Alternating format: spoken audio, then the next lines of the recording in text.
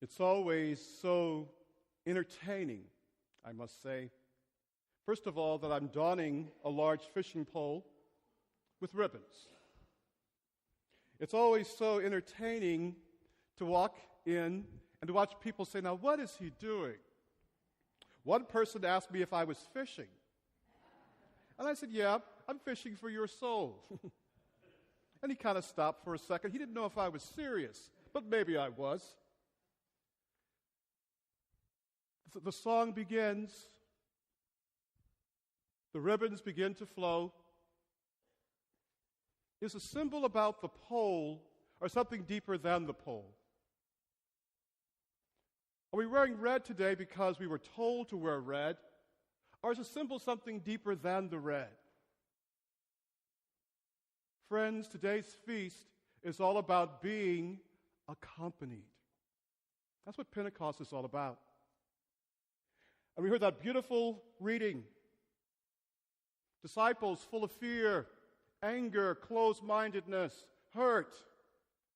And what does Jesus do? He appears to them anyway. He doesn't knock and say, "Can I come in?" He just comes. You ever had that? You don't want love.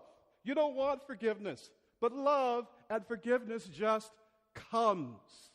And it just lands. And we hold on as hard as we can, not wanting it, watching it melt our resentments, our hurts and our pains. But love just keeps coming. That's the Spirit. Jesus comes and he says, even though I have been tragically killed and you have been traumatized and you don't get what this whole mission was about, I'm still going to come and I'm going to say I love you. And life is going to be okay. And not only that, I'm going to send you my own Spirit that's going to wake you up and help you to understand what this whole narrative was about. What all this formation was about. All this lack of understanding is about. It's about love and it's about cultivation, and it's not about us. Yes, we each have our own stories and our own calls, but God's story, as I said 2 weeks ago, is so much greater than anything that you and I can come up with. And the good news is this: we each have a role in that story, if we're willing to go there. The gift of Pentecost is that God not only gives us gifts, but God gives us what we need in order to go there. Have you ever had someone knocking on your door like a Jehovah's Witness, and they just keep knocking on your door? And you have to make a decision, okay, if I open this door, I might be stuck for 30 minutes. Or you can say, well, I've been reading my catechism, and I'm ready. Let it come, baby, let it come. I'm going to level them.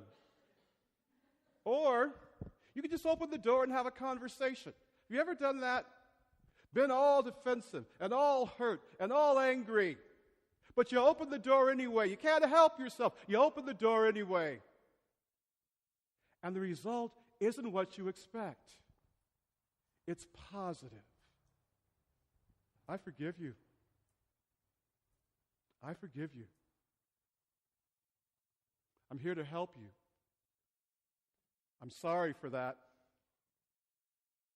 Do you need something? Oh, you fell. Let me help you up. Oh, you didn't understand what I was saying. Let me clarify it. That's the Holy Spirit, friends. The Holy Spirit that helped a weak fisherman become a great leader of the church. And when we read the Acts of the Apostles, it's a different Peter, isn't it? It's a whole different Peter. It's a man with confidence, a man with conviction. When we read the Acts of the Apostles and the letters of Paul, it's a different Paul. A man full of closeness and zealotness wakes up and finds love. And it's directed in a whole different way. The same gift of the Holy Spirit has come upon us to help us in our weaknesses, in our family difficulties with those people who don't want to talk to us, no matter how hard we try. The Spirit gives us confidence to keep trying, to keep loving, to keep forgiving. or people that we don't want to talk to, no matter how hard we try. The Spirit keeps us going and saying, think about it. Do you want to be on the side of deadly sin or virtue? Like we heard in that second reading. That second reading isn't about feeling all guilty and doing your examination of conscience and saying, I got to run to confession right away. No, it's about waking up and saying, is there anything in my life that's a weight that is blocking out God? Is there anything in my life that's blocking out God's invitation to live? Not survive, not manufacture, but live. And can I let God in? Can I let God help me and free the gifts that are beyond myself, the gift of accompaniment which God has promised to give? Maybe some people are full of addiction. Can we surrender to a higher power that's willing to help us? Maybe some of us are full of hurt and disappointment and disenfranchisement. Can we surrender to a higher power to help us, to build bridges? Maybe some of us don't know what slow down means. Maybe some of us don't know what speed up means. Can we surrender to a higher power that's not about us, but that collects us to a greater narrative called life? That's what the Feast of Pentecost is all about. God's Spirit comes upon you and me and helps us to live our daily life, no matter what we're dealing with or who we're dealing with, in a loving way. When you and I live it in a loving way, we get healthy. No deadly sin. We get healthy. When we resist it, that's when we're unhealthy. And if we're unhealthy, we make other people unhealthy. The Feast of Pentecost is a feast of love, and a great reminder that even though he left, he said, get busy, but I'm with you. And I also left you each other. Isn't that what church is all about?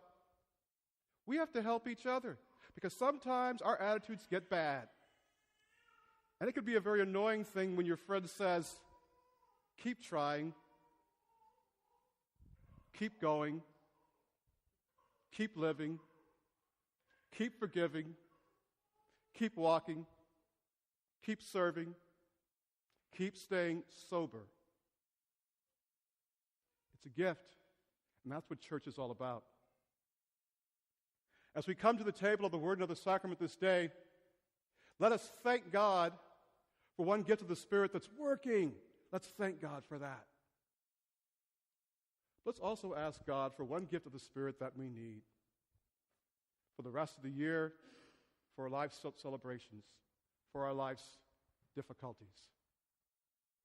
Let us ask for courage not to do it by ourselves, because in the Spirit, we are one.